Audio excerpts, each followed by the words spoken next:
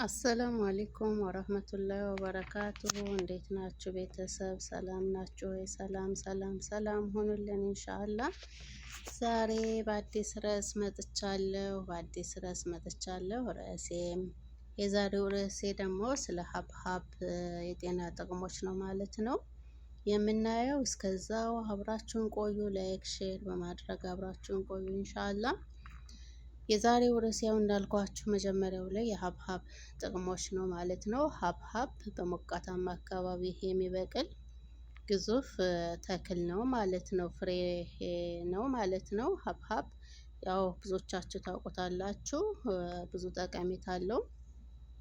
በውስጡ ካርቦሃይድሬት፣ ቫይታሚን ኤ እና ቫይታሚን ሲ እንዲሁም ፖታሲየም የሚይዘው ሀብሀብ ላይን በጣም የሚማርክ ቀይ ከለር ሲኖረው 95% የሚሆነው ይዘቱ በውሃ ተሸፍኖ የስኳርነት ባህሪ ያለው ነው ማለት ነው። ሀብሀብ ያው በውስጡ ብዙ እንትኖች አሉት፣ ጠቃሚ ነገሮች አሉት ማለት ነው። ሀብሀብ በዚህ ልክ በፋይበር የበለጸገ በመሆኑ በቫይታሚኖች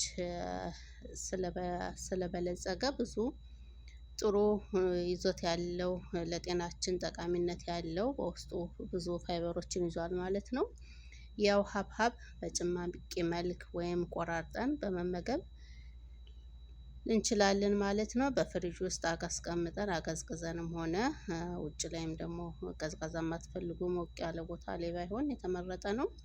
አቀዝቅዛችሁ መጠቀም ትችላላችሁ ማለት ነው። ያው እስቲ ጠቀሜታዎች ምን ምን ናቸው የሚለውን እስቲ ልንገራችሁ ማለት ነው። ያው አንድ ነገር በውስጡ ብዙ ንጥረ ነገር ካለው ለጤናችን ጠቃሚ ነገር አለው ማለት ነው። እናም ለልብ ጤናማ ያደርጋል። ሀብሀብ ለልብ ጤናማ ያደርጋል። ሀብሀብ ልክ እንደ ቲማቲም ሁሉ ብዙ ላይኮፒን በተባለው ንጥረ ነገር የበለጸገ ነው ማለት ነው።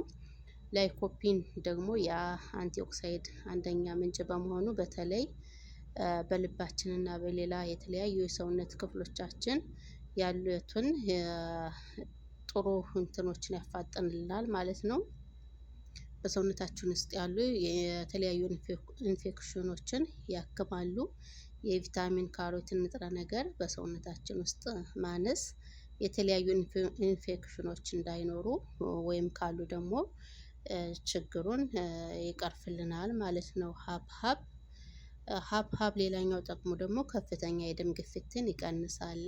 ሀብሀብ በውስጡ የምናገኘው ፖታሲየም እና የማግኒዚየም ይዘት የደም ግፊትን ለመቀነስ የሚረዳ ሲሆን በዚህ ችግር የሚሰቃዩ ሰዎች ሀብሀብን አዘወትራችሁ በመመገብ የደም ግፊታችሁ እንዲቀንስላችሁ ማድረግ ትችላላችሁ ማለት ነው። ሌላኛው ደግሞ ውፍረትን ለመቀነስ ይረዳል።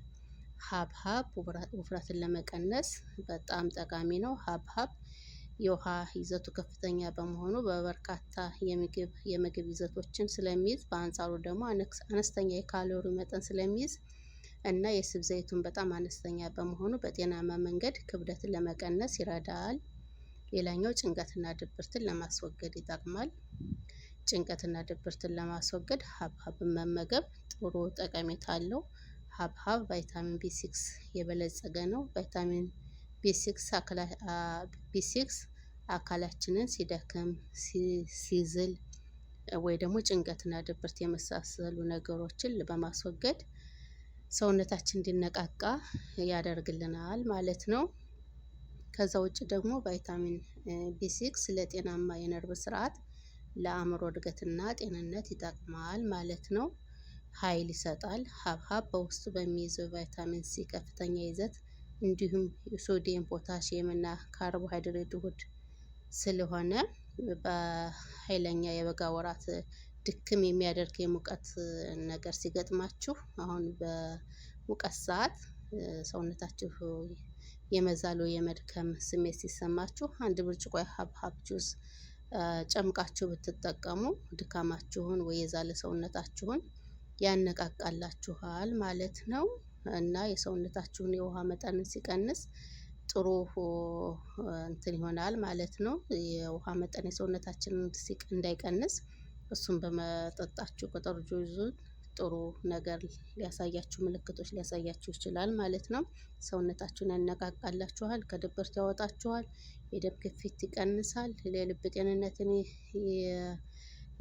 ይጠብቃል እና እነዚህን የመሳሰሉ ነገሮች አሉት ማለት ነው ጥቅሞቹ።